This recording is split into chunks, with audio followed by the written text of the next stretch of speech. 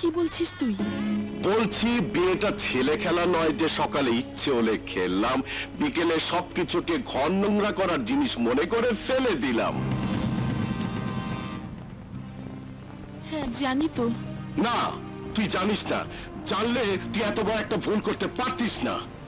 মানে হলো মামনি কোটিপতির মেয়ে, বিয়ে হবে কোটিপতি ছেলের সাথে, কোনো গরিব ছোট লোকের ছেলের সাথে না। হ্যাঁ মামা, একটু পরে আমি যাকে স্বামী হিসেবে কবুল বলে গ্রহণ করব, আমার সেই হবু স্বামী সম্পর্কে কোনো বাজে মন্তব্য আমি সহ্য করব না। খুব ভালো কথা, স্বামীর প্রতি স্ত্রীর এই সম্মানবোধ থাকা উচিত। কিন্তু তুই যাকে কবুল বলে স্বামী হিসাবে গ্রহণ করার জন্য এত দামি শাড়ি পরেছিস, লক্ষ লক্ষ টাকার গহনা পরে বউ সেজেছিস, তোর সে বিয়ের দিনমুহূর্তটা কত লেখা হয়েছে জানতে পারি? কাজী সাহেব দেখি তো। এই যে না।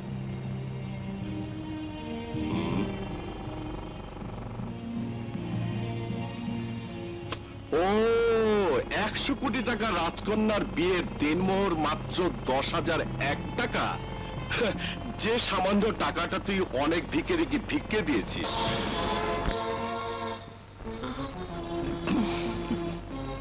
আরে তোর মতো মেয়েকে 1 কোটি টাকা দেনমোহর দিয়ে বউ করে নিয়ে যাবার জন্য কম করে হলো 100 ছেলে অপেক্ষা করছে এই বিয়ের মজলিসে। তুই এক কাজ কর, তুই আমাকে বল, আমি নগদ 1 কোটি টাকা দেনমোহর দিয়ে তোকে আমি বউ করে নিয়ে যাব। তবু তুই এই পুতুল খেলার বিয়েটা বন্ধ কর। এই বিয়েতে লোক হাসবে, সবাই বলবে তুই পাগল হয়ে গেছিস। কারণ যে তোর কোম্পানির চাকর হওয়ার যোগ্যতা রাখে না, সে কখনো তোর স্বামী হতে পারে না। ব্যাস ব্যাস, অনেক হয়েছে। আমি স্বীকার করছি আমি গরিব, কিন্তু আমি লোভী নই।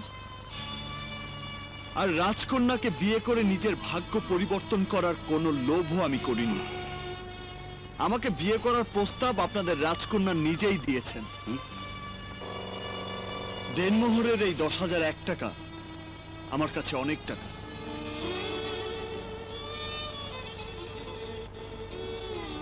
তুমি যদি মনে করো ক্ষণিকের কোনো আবেগে আমাকে বিয়ে করার সিদ্ধান্ত নিয়ে তুমি ভুল করেছো, সেই ভুলটা সংশোধন করার সুযোগ আমি তোমাকে দেব। আমি স্বেচ্ছায় এখান থেকে চলে যাব। আমি মন থেকে বলছি, আসলে তোমার মতো রাজকন্যার পাশে